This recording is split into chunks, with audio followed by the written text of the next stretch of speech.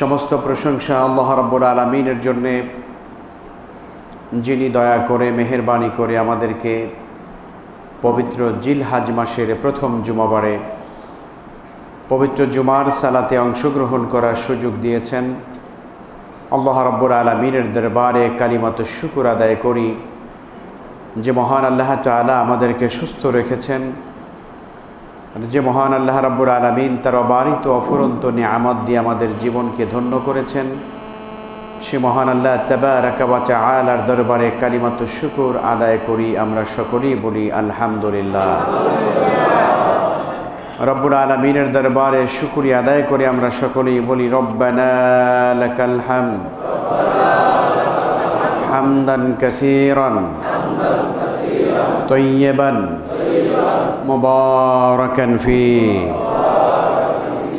আমরা সকলেই একবার তাকবীর পড়ে নিই, আল্লাহু আকবার, আল্লাহু আকবার, লা ইলাহা ইল্লাল্লাহু আল্লাহু আকবার, আল্লাহু আকবার ওয়া লিল্লাহিল হামদ।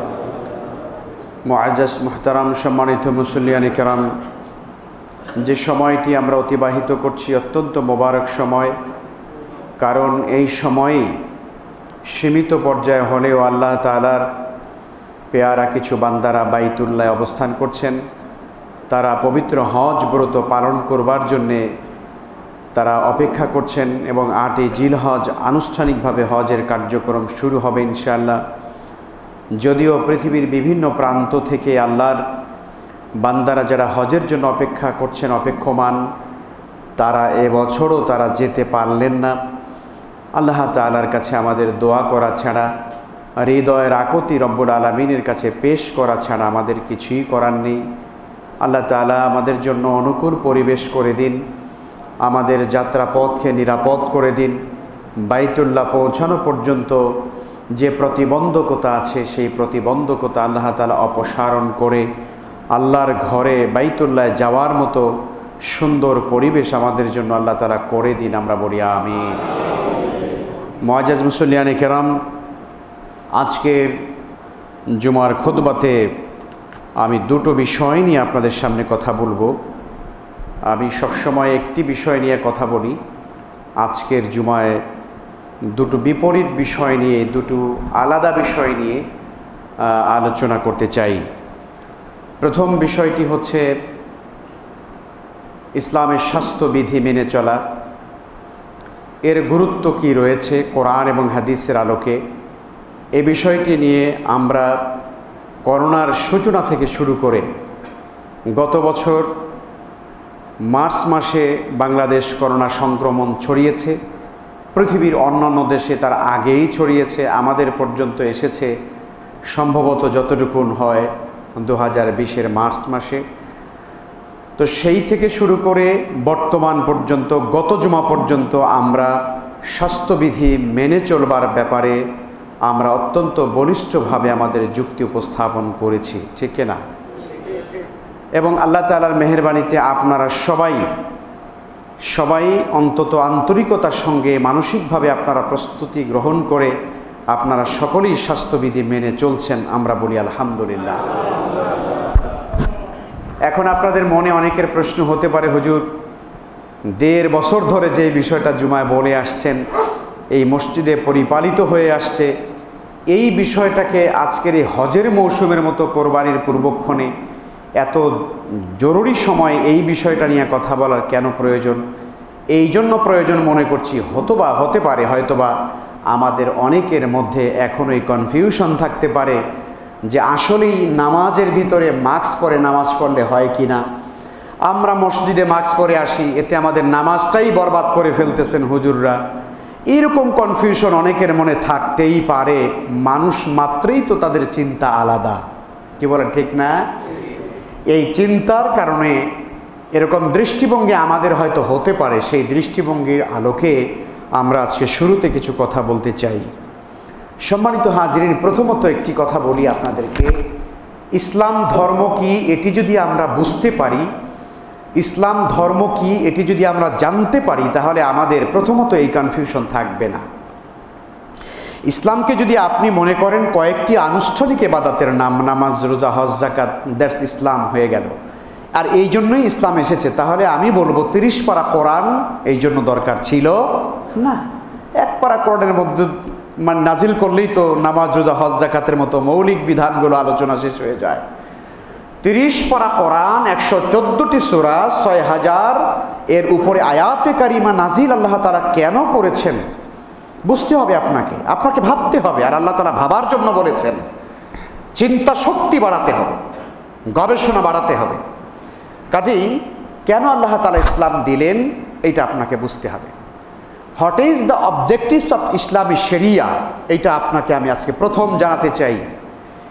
অবজেক্টিভসটা কি, ইসলামী শরিয়ার লক্ষ্যটাকে, ইসলাম পৃথিবীতে কেন এসেছে?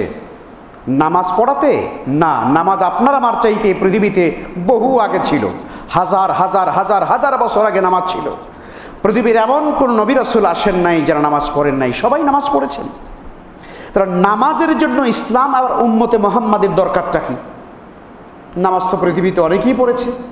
আর আপনি আমি কতটুকুন তাসবিহ তাহলিল করতে পারি আপনার আমার চাইতে বেশি তাসবিহ তাহলিল, রুকু, সেজদা বলেন তো কারা করে? বলেন তো কারা করে? ফেরেশতা।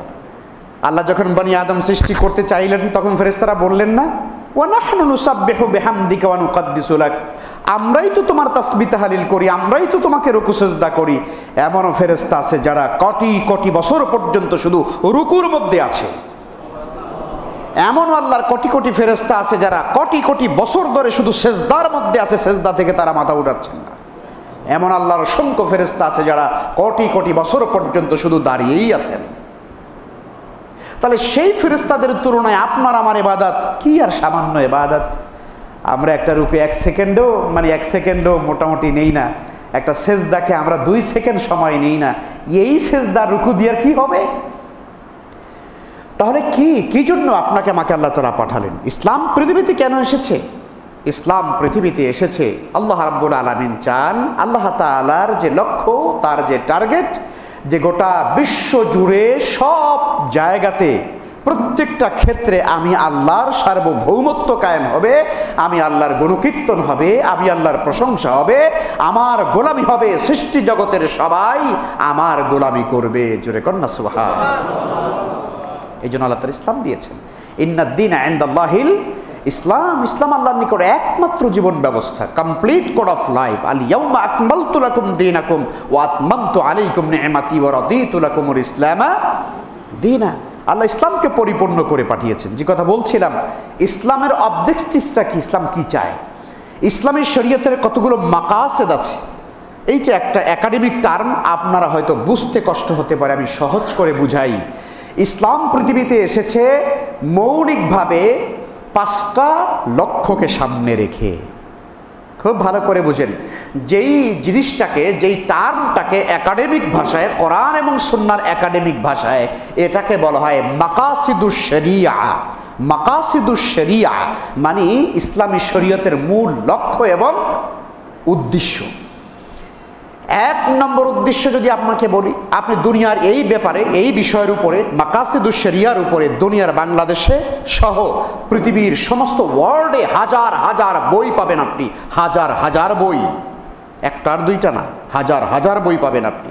এবং সেই সমস্ত বই শুধু বাংলা ভাষায় লেখা না, বাংলাদেশেরটা বাংলা ভাষায় লেখা, আর পৃথিবীর যত দেশ আছে ইংরেজিতে লেখা, ফ্রান্সে লেখা, আরবিতে লেখা, উর্দুতে লেখা, ফার্সিতে লেখা, পৃথিবীর বিভিন্ন ভাষার উপরে মাকাসিদুশ শরিয়ার উপরে বই লেখা আছে। মাকাসিদুশ শরিয়া মানে হলো ইসলামের মূল লক্ষ্যটা কি। ইসলামের মূল লক্ষ্য, এই বিষয়ের উপর লম্বা আলোচনা আজকে করা যাবে না, যেহেতু আমার টার্গেট আছে আরো কথার। আমি ভূমিকা হিসাবে 1 নম্বরে কথা বলে নিলাম। ইসলামের মাকাসিদ হচ্ছে, ইসলাম পৃথিবীতে চায়, 1 নম্বর টার্গেট, 1 নম্বর লক্ষ্য, 1 নম্বর উদ্দেশ্য, 1 নম্বর নাম্বার 1 অবজেক্টিভস ইসলামের হেফজুন নফস, মানুষের জীবনের নিরাপত্তা। সুবহানাল্লাহ বলবেন না? আমি আমার মূল জায়গাটা বোঝাবার জন্য এতটুকুন ভূমিকা দিতে হলো। ইসলাম পৃথিবীতে এসেছে মানুষের জীবনের নিরাপত্তা দিতে। নট শুধু মুসলিম, not only for Muslim, not only for Muslim. ইসলাম শুধু মুসলমানদের জন্য আসেনি, আমরা ভুল মনে করি অনেক সময়। কে মানলো কে মানলো না সেটা তো দ্যাটস ইস্যু, মানে আলাদা ইস্যু। এটা দ্যাট ইজ ডিফারেন্ট ইস্যু। কে মানে আর কে মানে না, কে অন্য ধর্মের, কে আল্লাহকে মানে বিশ্বাস করে না, কে শিরিক করে, দ্যাট ইজ ডিফারেন্ট ইস্যু। কিন্তু ইসলাম পৃথিবীতে এসেছে সমস্ত হোল ম্যানকাইন্ডের জন্যে, গোটা মানব জাতির জন্য ইসলাম এসেছে। আর আল্লাহ বলতে চান, আমার কোরআন, আমার ইসলাম আমি তোমাদের সবার জন্য দিয়েছি, আর আমি চাই 1 নম্বর লক্ষ্য আমার এই দিন ব্যবস্থার মধ্যে হেফজুন নফস, আমি তোমাদের জীবনের নিরাপত্তা দিতে চাই। এখানে কিন্তু বলা হয় নাই যে মাকাসিদুশ শরিয়া, ইসলামী শরিয়ার মূল লক্ষ্য হচ্ছে নামাজ, এইটা বলা হয় নাই। ইসলামী শরিয়তের মূল লক্ষ্য হজ অথবা যাকাত অথবা কোরআন তেলাওয়াত অথবা রাতের বেলা তাহাজ্জুদ না, এগুলো অনুষঙ্গ, এগুলো পরবর্তী কাজ। 1 নম্বর কাজ হচ্ছে মানুষের জীবনের নিরাপত্তা দিতে চায় ইসলাম। আর সেই জন্য ইসলাম কি বলেছে শুনবেন। আজকের যারা মানবাধিকার কায়েম করার কথা বলে, যারা মানবাধিকারের বুলি আওড়ায় যে আমরা দুনিয়াতে শান্তি চাই, মানুষের অধিকার চাই, নিরাপত্তা দিতে চাই, বিশ্ব যারা পরিচালনা করে তারাই দাবি করে, অথচ আল্লাহ তাআলা বলেছেন, মান কাতালা নাফসান বিগাইরি নাফসিন আও ফাসাদিন ফিল আরদ ফাকান্নামা কাতালান নাসা জামিআ। আল্লাহ তাআলা বলেছেন, এই পৃথিবীতে কোনো একজন মানুষ যদি একজন মানুষকে অন্যায়ভাবে হত্যা করে, আল্লাহ তাআলা বলেছেন কোনো মানুষ যদি একজন মানুষকে অন্যায়ভাবে হত্যা করে, আল্লাহর ভাষা আপনার আমার ভাষা না, এটা আমেরিকান ল না, এটা ব্রিটিশ ল না, এটা বাংলাদেশের সংবিধানের কোনো কনস্টিটিউশন না, এই কনস্টিটিউশন আল্লাহর। আল্লাহ বলেছেন পৃথিবীর কোনো মানুষ যদি কোনো মানুষকে অন্যায়ভাবে হত্যা করে, সেজন্য গোটা পৃথিবীর 800 কোটি মানুষকে হত্যা করে ফেলল। আপনি কথা লোড বুঝে দেখেন যে মানুষের জীবনের নিরাপত্তাকে আল্লাহ তাআলা কতটা গুরুত্ব দিয়েছেন। একজন মানুষকে হত্যা করবে তার মানে গোটা মানব জাতিকে হত্যা করা শামিল। সম্মানিত হাজিরিন, ইসলাম মানুষের জীবনের নিরাপত্তা দিতে চায়। এই জন্য নামাজ, রোজা, হজ, যাকাত সকল কিছুর উপরে মানুষের জীবনের নিরাপত্তা। আল্লাহ তাআলা মানুষকে নিরাপত্তা দিতে চান, সুন্দর একটি পরিবেশ দিতে চান। আর সেই জন্য আল্লাহ তাআলা দিয়েছেন আকাশে সূর্য, মানুষের তাপ দরকার, দিয়েছেন বাতাস, বেঁচে থাকার জন্য বাতাস লাগবে, দিয়েছেন বৃক্ষরাজি, মানুষের অক্সিজেন লাগবে, দিয়েছেন পাহাড়, তাহলে এই জমিনটা দুলতে থাকবে, এটাকে প্যারেক বানিয়ে দিয়েছেন। আমার আল্লাহ তাআলা এই জমিনটাকে, পৃথিবীটাকে বাসযোগ্য একটা পৃথিবী বানিয়েছেন। কেন? মানুষ যেন নিরাপদে, নিরাপত্তার সঙ্গে যেন বেঁচে থাকতে পারে। জোরে বলুন আলহামদুলিল্লাহ। এর নাম তো আমার আল্লাহ, এর নাম তো আমার আল্লাহ। আল্লাহ এমনি পৃথিবীটাকে পাঠাইয়া দেন নাই একেবারে আকাশ থেকে তৈরি করে আপনাদেরকে আমাদেরকে খালি ফালাইয়া দিয়েছেন দুনিয়াতে, এরকম না। একটা পরিকল্পনা মাফিক এই পৃথিবীটাকে সৃষ্টি করেছেন। আমি এইদিকে আর যাচ্ছি না। সম্মানিত হাজিরিন, কাজেই আজকের এই প্যান্ডামিক সিচুয়েশন, এটি অনিবার্য একটি বাস্তবতা।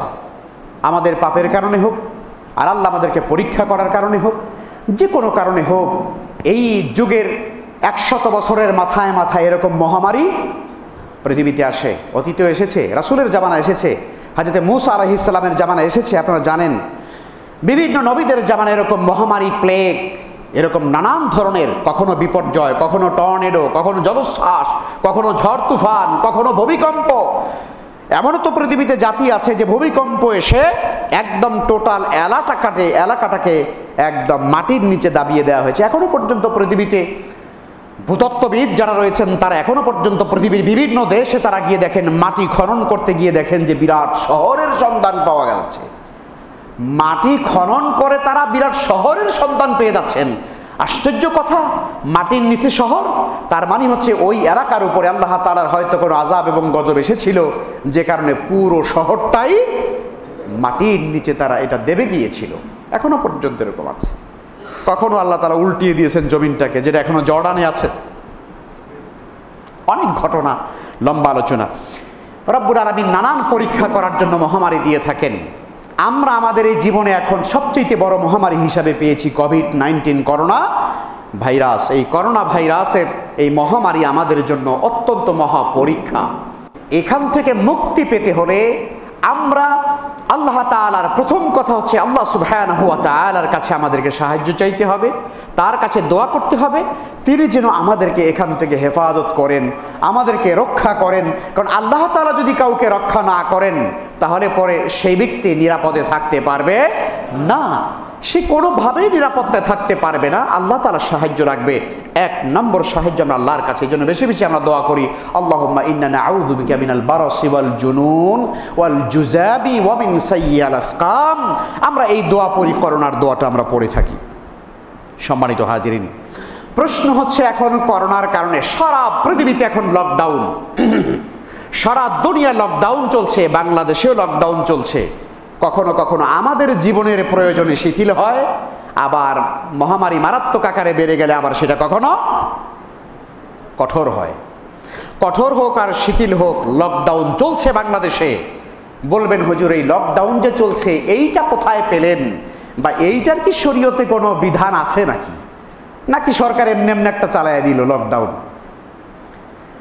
আজ থেকে ১৫০০ বছর আগে, আজ থেকে ১৫০০ বছর আগে গোটা বিশ্ব সভ্যতার মহাপুরুষ, গোটা দুনিয়ার শ্রেষ্ঠ নবী, সভ্যতার আলোকবর্তিকা নিয়ে পৃথিবীতে যিনি আগমন করেছেন, আমাদের প্রাণপ্রিয় নবী মুহাম্মদুর রাসূলুল্লাহ সাল্লাল্লাহু আলাইহি ওয়াসাল্লাম ১৫০০ বছর আগে তিনি লকডাউন ঘোষণা করেছেন।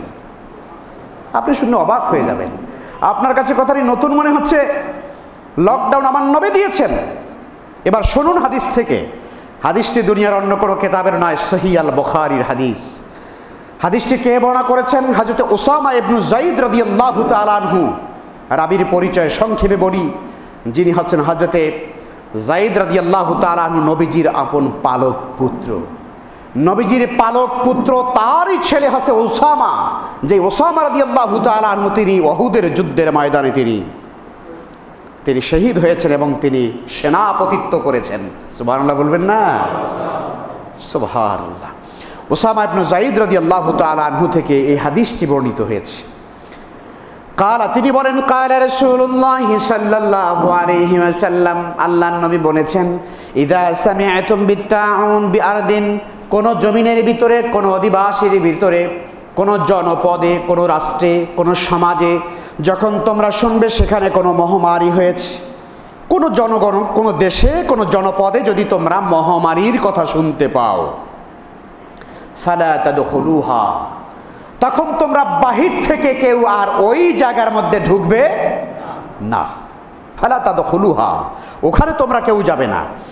ওয়াইদা ওয়াকা বিআরদিন ওয়া আনতুম বিহা, আর যেই জনপদে, যেই এলাকায়, যেই দেশে, যেই শহরে, যেই গ্রামে এই ধরনের মহামারী সংঘটিত হয়েছে, অথচ তুমি সেখানেই আছো, তুমি সেই জায়গার ভেতরে আছো, ওই মহামারী এলাকার ভেতরে আছো, আল্লাহ রাসূল বলছেন, ফালা তাখরুজু মিনহা, তুমি ওই জায়গা থেকে আর বাহিরে বের হয়ে যাবে। This is called lockdown, this is called lockdown. এটাকেই লকডাউন বলা হচ্ছে। যে যেখানে আছে সে সেখানে থাকবে, যারা বাহিরে আছে তারা ঢুকবে না, যারা ভেতরে আছে তারা বাহিরে হবে না। কারণ যারা বাহিরে আছে তারা নিরাপদ, ঢুকলে পরে তারা সংক্রমিত হবে। যারা ভেতরে আছে তারা বাহিরে গেলে অন্যরা সংক্রমিত হবে। অতএব ১৫০০ বছর আগে আমার নবী এই লকডাউন সম্পর্কিত হাদিস বলেছেন। এই হাদিসের উপর ভিত্তি করেই আজকে করোনা ভাইরাসকে মোকাবেলা করার জন্য লকডাউন ঘোষণা করেছে গণপ্রজাতন্ত্রী সরকারের সম্মানিত ব্যক্তিবর্গ, মাননীয় প্রধানমন্ত্রী থেকে শুরু করে স্বাস্থ্য মন্ত্রণালয়, তারা আমাদের জন্য এই লকডাউন ঘোষণা করেছে। এটি হাদিস সম্মত কাজ, এক নম্বর কথা। দ্বিতীয় কথা হচ্ছে, গত বছর যখন করোনা ভাইরাস হলো, তখন আপনারা জানেন যে করোনা ভাইরাসের এই মুহূর্তে ওয়ার্ল্ড হেলথ অর্গানাইজেশন, হু যেটাকে বলা হয়, বিশ্ব স্বাস্থ্য সংস্থা, তারা একটি নীতিমালা, স্বাস্থ্যবিধি তারা প্রণয়ন করে দিয়েছেন। গোটা পৃথিবীর সমস্ত দেশে সেই স্বাস্থ্যবিধি মেনে চলা হচ্ছে। ইভেন এই মসজিদে টোলারবাগে আমরা খুতবা দিচ্ছি, আলোচনা করছি, টোলারবাগ মসজিদ বলুন আর বাংলাদেশের বাইতুল মুকাররম মসজিদ বলুন, সারা দুনিয়ার সমস্ত মসজিদের স্ট্যান্ডার্ড মেনটেন হয় হারামাইন শরীফাইনের উপরে। কথা বলেন না কেন? আমাদের স্ট্যান্ডার্ড কোনটা? হারামাইন। আমাদের মডেল কোনটা? হারামাইন। হারামাইন যেভাবে সুন্নাহ পরিপালন করে, ইসলামের বিধিগুলো তার আলোচনা করে, মেনটেন করে চলে, আমরা সেই আলোকেই আমরা আমাদের মসজিদগুলোকে পরিচালিত করার জন্য চেষ্টা করি এবং আমরা করতে চাই ইনশাআল্লাহ। বলুন ইনশাআল্লাহ। এবারে আপনারা বলুন তাহলে, গত বছর থেকে শুরু হয়েছে করোনা ভাইরাস। গত বছরে হজ সম্পাদিত সেভাবে হয় নাই যেমনটা হওয়ার কথা, এ বছরেও হচ্ছে না। তার মানে হচ্ছে তারা কি হজ হওয়া দরকার, নামাজ গায়ে গায়ে মিলে মিলে দাঁড়ানো দরকার, কাতারের ভিতরে ফাঁক রাখলে নামাজ হয় না। এই মাসালাই হাদিস আপনার আমার চাইতে হারামাইন শরীফাইনের খতিব সাহেবরা কম জানে। আপনার আদারওয়াইজ নেবেন না। হারামাইন শরীফাইন মক্কা মদিনার বড় বড় দুনিয়ার শ্রেষ্ঠ আলেম, আমরা নয়। এদিকে বিশাল মুফতি সাহেব, এই দেশে কত আছি আমরা, কত বড় বড় মুহাদ্দিস মুহাক্কিকের অভাব নাই। কিন্তু একটা কথা মনে রাখবেন, হারামাইন শরীফাইন কিয়ামত পর্যন্ত আল্লাহর হাবিবের সুন্নত থেকে, আল্লাহর হাবিবের আদর্শ থেকে এক চুল পরিমাণ সরবে না। কিয়ামত পর্যন্ত এই হারামাইন শরীফাইন সুন্নতের উপরেই থাকবে। সুবহানাল্লাহ বলেন। এটা আমাদের মেইন প্রেরণার কেন্দ্র, আমাদের স্পিরিটের কেন্দ্র হচ্ছে হারামাইন। আপনি চিন্তা করেন, আমি এখানে বসে নামাজ পড়াই, আর পবিত্র মদিনা আল মুনাওয়ারাতে যেই সম্মানিত খতিব সাহেব নামাজ পড়ান, তিনি শেখ আব্দুর রহমান আল হুজাইফি, দুনিয়ার বিখ্যাত আলিম আব্দুর রহমান আল হুজাইফি, যেই মেহরাবে দাঁড়িয়ে নামাজ পড়ান, সেই মেহরাবের পাশে তার মেম্বারটায় উঠতে ওনার মনে হয় যে 2-3 মিনিট সময় লাগে, এত উঁচু মেম্বার। সুবহানাল্লাহ, দেখলে কলিজা ঠান্ডা হয়ে যায়। সেই মেম্বারে রাসূল, যেই মেম্বারের উপর আমার নবী দাঁড়িয়ে খুতবা দিয়েছেন, উনি সেই মেম্বারটা বে তারপরে উপরে ওঠেন, একদম শীর্ষে উঠে তারপরে খুতবা দেন। সেটাও বড় কথা নয়। আব্দুর রহমান আল হুজাইফি, শেখ আল বুদাইর, এই সমস্ত বিখ্যাত আলিমরা যখন, শেখ সারি আল হুমাইদ, বিখ্যাত আলিম খতিবরা যখন সেই মসজিদে নববীতে যখন খুতবা দেন, সেই মেম্বারটার চাইতেও বড় কথা হচ্ছে ওনার মেহরাবের পাশেই শুয়ে আছেন বিশ্বনবী মুহাম্মদুর রাসূলুল্লাহ সাল্লাল্লাহু আলাইহি ওয়াসাল্লাম। আপনি অনুমতিটা জাগ্রত করুন। রাসূলুল্লাহ যেই কবরের পাশে, যেই কবরে শুয়ে আছেন, সেই কবরের পাশে দাঁড়িয়ে যখন আল্লাহ রাসূলের একজন উম্মত যখন নামাজ পড়ায়, তার কলিজার মধ্যে কি এত বড় সাহস হবে ওই জায়গায় দাঁড়িয়ে তিনি রাসূলুল্লাহর সুন্নতের বাইরে গিয়ে 1 ইঞ্চি সরে গিয়ে নামাজ পড়াবেন? হতেই পারে না, হতেই পারে না। 1 ইঞ্চি তিনি সরে গিয়ে আল্লাহর হাবিবের আদর্শ থেকে, সুন্নত থেকে সরে গিয়ে তিনি রাসূলুল্লাহর কবরের পাশে দাঁড়িয়ে নামাজ পড়াবেন। পৃথিবীর ইতিহাসে কোনোদিন হয় নাই, কিয়ামত পর্যন্ত কোনোদিন হবে না। সুতরাং দুনিয়ার সমস্ত মসজিদগুলো পরিচালিত হয় হারামাইন শরীফাইনের সেই বিধান মোতাবেক, যে যতটুকু পারে করে। অনেকে আছে কয় মক্কা মদিনা ওয়াহাবিদের দেশ, ওইটা আমরা মানি না। ওইটা আপনার কথা, ওইটা মুসলমানদের কথা নয়। আপনি ভাগ করেছেন ওয়াহাবি আর সুন্নি। ইসলাম কোনোদিন ওয়াহাবি আর সুন্নি ভাগ করে দেয় নাই। ইসলাম বলেছে কোরআন এবং সুন্নাহ। ঠিক কিনা জোরে বলেন? ইসলাম বলেছে কোরআন এবং সুন্নাহ। আমরা ভাগ করেছি অমকে ওয়াহাবি, তমকে আপনার সুন্নি, তমকে গরম সুন্নি, তমকে ঠান্ডা সুন্নি, নানান রকমের ভাগ করে দিয়েছি। সম্মানিত হাজেরিন, আমার কথায় কেউ বেজার হবেন না।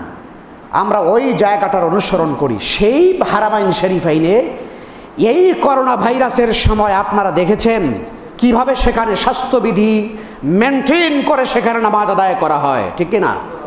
দেখেছেন আপনারা, না দেখেন নাই? সম্মানিত খতিব শেখ আব্দুর রহমান আস-সুদাইস, শেখ আব্দুর রহমান আস-সুদাইস, যিনি পবিত্র হারামাইন শরীফাইনের চিফ, হারামাইন শরীফাইনের চিফ প্রধান, তিনি যখন পবিত্র আল্লাহর ঘর কাবাঘরের সামনে দাঁড়ায় যখন নামাজ পড়ান, তখন তার মুখটা মাস্ক দিয়ে ঢাকা থাকে। সুবহানাল্লাহ।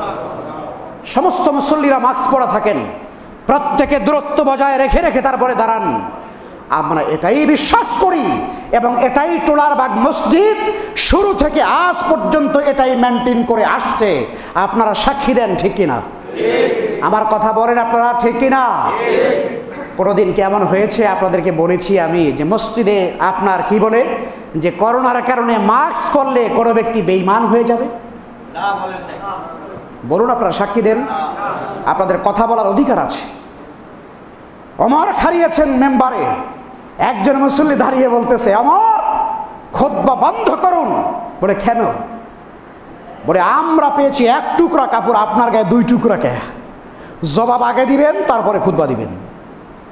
ওমর বলছে, দেখো আমি জুমার দিনে আসব খুতবা দিতে, এক টুকরা কাপড়ে আমার হয় না। তখন আমার ছেলে বলছে, বাবা তুমি তো খুতবা দিবে খতিব, আমার টুকরোটা তোমাকে দিয়ে দিলাম, দুইটা পরে তুমি খুতবা দিতে যাও। সুবহানাল্লাহ বলেন না? সম্মানিত হাজিরিন, কাজে কথা বলা যাবে। আমরা আমাদের এই 1.5 বছরে কখনোই চেষ্টা করিনি। চেষ্টা কেন করব? ইসলাম আমাকে এটা শিখায় নাই। ইসলাম শিখায় নাই। ইসলাম যা শিখিয়েছে সেটাই আমরা বলবার চেষ্টা করছি। অবশ্যই স্বাস্থ্যবিধি মেনে চলা এটা ইসলামেরই নির্দেশ, রাসূলুল্লাহর নির্দেশ। আল্লাহর হাবিব বলেছেন, লিকুল্লি দাইন দাওয়া, প্রত্যেকটা রোগের জন্য ঔষধ আছে, প্রত্যেকটা রোগের জন্য ঔষধ আছে। সুতরাং করোনার জন্য আমাদেরকে দুনিয়ার হিসাবে ডাক্তাররা যা বলে সেটা আমরা গ্রহণ করব, আর অবশ্যই আমরা স্বাস্থ্যবিধি মেনে চলব। আমরা আপনাদেরকে সবসময় বলে থাকি, আজও বলছি, আমরা মাস্ক পরা ছাড়া কেউ মসজিদে আসব না। আমি আজও দেখেছি অনেকেই মাস্ক ছাড়া বসে আছেন। আমার মনে আছে, এই ভাইজান আমার অত্যন্ত মহব্বতের মানুষ, অনেক মহব্বতের মানুষ, খুতবা শুনে পাগলের মতো কান দিয়া, একদিন তার মুখে মাস্ক ছিল না, মনে আছে আপনার? হ্যাঁ, পকেটে ছিল। যাই হোক, আমি ওইটা বলছি না। আমি আমার এই জায়গা থেকে আপনাকে দাঁড়িয়ে বলেছিলাম, আপনার মাস্ক কোথায়, মাস্ক পরুন। মনে আছে আপনার? দাঁড়িয়ে যান ভাই, একটু আপনার চেহারাটা দেখেন সবাইকে। আমার এই ভাই একদিন মাস্ক পরা ছিল না, আমি আপনাকে অপরাধী করার জন্য দাঁড় করাই নাই। ওইদিকে ফিরেন না, সবাই সালাম দেন। এই ভাই একদিন মাস্ক পরা ছিলেন না, বসেন। আমি তাকে এই জায়গা থেকে দাঁড়িয়ে বলেছি, আপনার মাস্ক কোথায়, মাস্ক পরেন। এতটা আমরা প্রেসার করে আপনাদেরকে স্বাস্থ্যবিধি মেনে চলতে আমরা উদ্বুদ্ধ করি, ঠিক না? আপনারা কি এতে বেজার? কথা বলুন, আপনারা বেজার?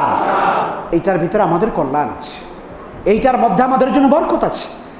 সুতরাং কোনো ব্যক্তি যদি এই কথা মনে করেন অথবা এই ধরনের অপপ্রচার করেন, যেন এই মসজিদ থেকে আসলে মাস্ক পরার জন্য নিরুৎসাহিত করা হয়, অথবা ইমাম সাহেব, খতিব সাহেব বলে যে মসজিদে কেউ যদি মাস্ক পরে তাহলে সে বেঈমান হয়ে যাবে, নাউযুবিল্লাহি মিন যালিক, এই ধরনের কোনো কথা আমরা বলিনি, আমরা কোনো দিন বলবো না ইনশাআল্লাহ। আল্লাহ তাআলা আমাদেরকে বোঝার তৌফিক দান করুন। আল্লাহ আমাদের সবাইকে সচেতন হওয়ার তৌফিক দান করুন। স্বাস্থ্যবিধি মেনে চলবো ইনশাআল্লাহ। আমরা জায়নামাজ প্রত্যেকে যার যার জায়নামাজ নিজেরা নিয়ে আসবো। জায়নামাজ কেউ মসজিদে ফেলে রেখে যাব না। নামাজ শেষ, জায়নামাজ ভাঁজ করে বগল দাওয়া করে বাড়ি চলে যাবেন।